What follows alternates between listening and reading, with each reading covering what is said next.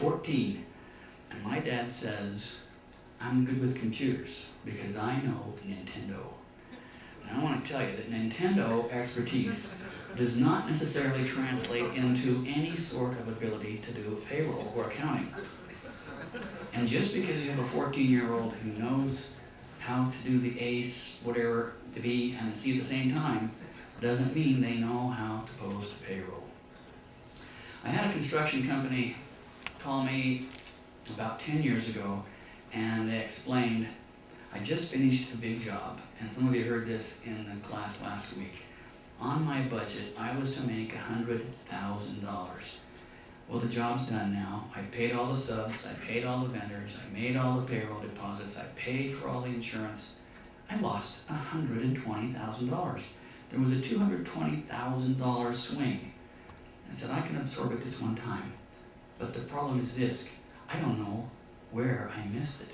So I don't know what to do, so I won't do it again. We got him involved with job costing. He now uses job costing software. And about 5 years ago, when I was looking to move to a new location, I contacted him about building us a new office. A lot of demand at that time in preparation for the Olympics. People were overbuilding everywhere up there, and he wanted a whole lot more than was worth, so we kept on running. But everywhere I go, there's his name. It's all over Salt Lake Valley. And just a few years earlier, he was facing uncertain future because of not using job costing. Now he's in control.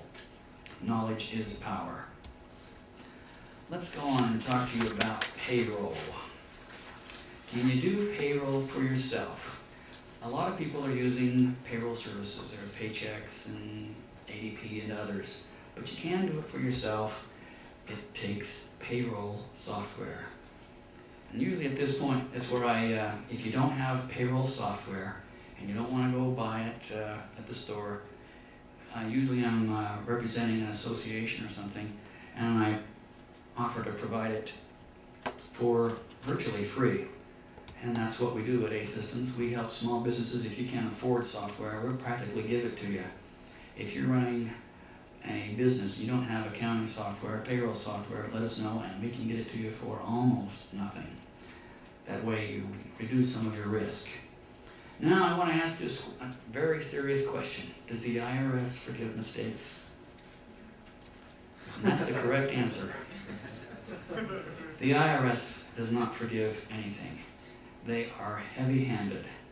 When I was a banker, one day a man from the IRS came in and he handed the branch manager a legal document, what we at the bank called a writ of habeas snatchum. That's a high-tech legal term, meaning whatever you got, give it to me. So we went to the customer's account, found they had $67,000 in it, and we gave them $67,000. We wrote a cashier's check, and they left. We called the customer and said, the IRS was just here, and they have seized all the cash that you have in the account. We have to send back all the checks that are coming in today, unless you have a deposit. The customer said, do you realize that I've been talking to the IRS about this trivial deposit? We have a problem with them, and the amount in dispute is $1,100, and they've just taken $67,000. Now we have no control over that. The bank has no control over it. The IRS comes to take your money, they take it. Now here's the reason. Let's say that it was reversed, that the customer owed $67,000 and it was only $1,100 in the bank. If the bank had said, I'm going to leave $100 in the account just to keep it open, and the IRS found out, then the IRS has the authority to assess the bank the difference. So in this case, the IRS came after $67,000, got $1,000, the bank would have owed $66,000. Do you think the bank is going to take that risk? Not a chance.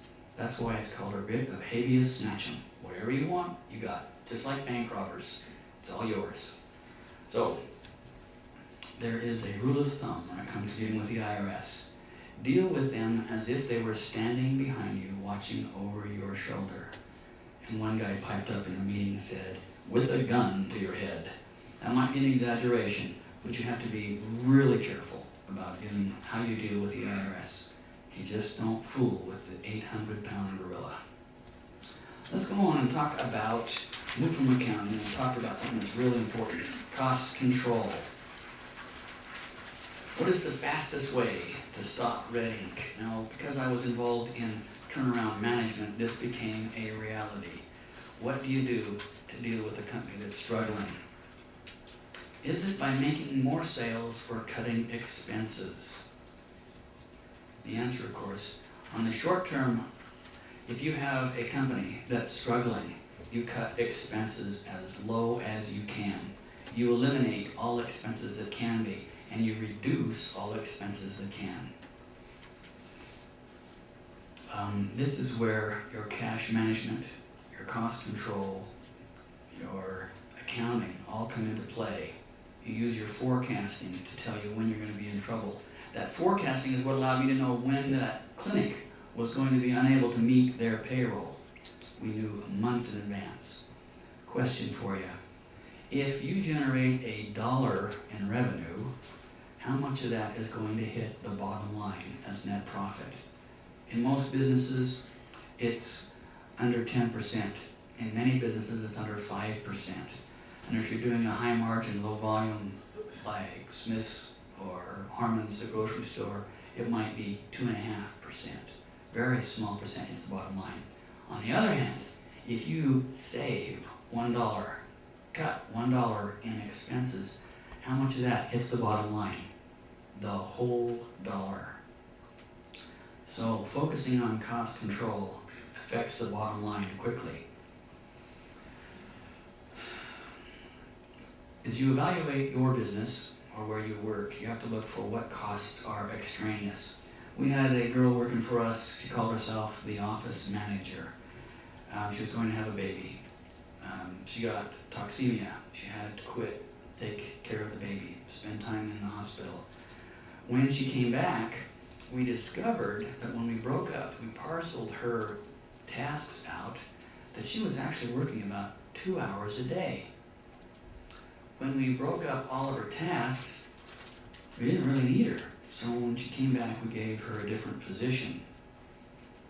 Here's the reality.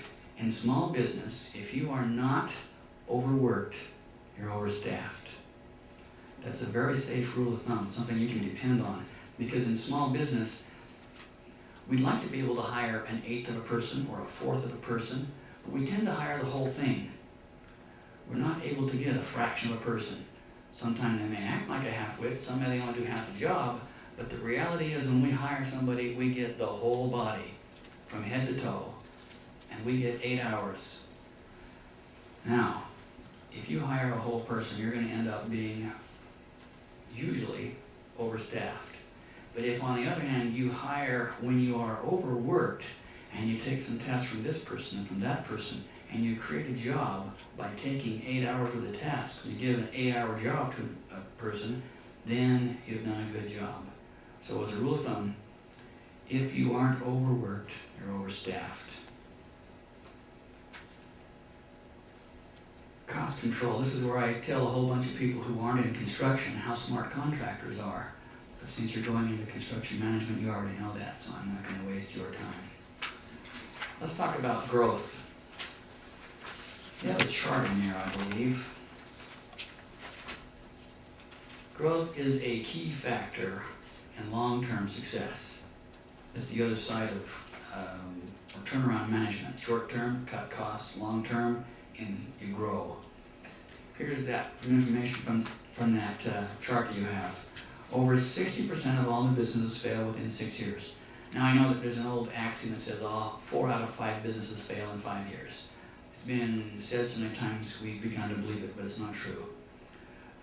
60% of all businesses will fail within 6 years. If a company grows by even 1 employee, failures drop from 60% to 34%. If a company will find a reason to grow and grow by more than 10 employees within that first 6 years, the failure rate drops to less than 22%. But growth is not good for its own sake.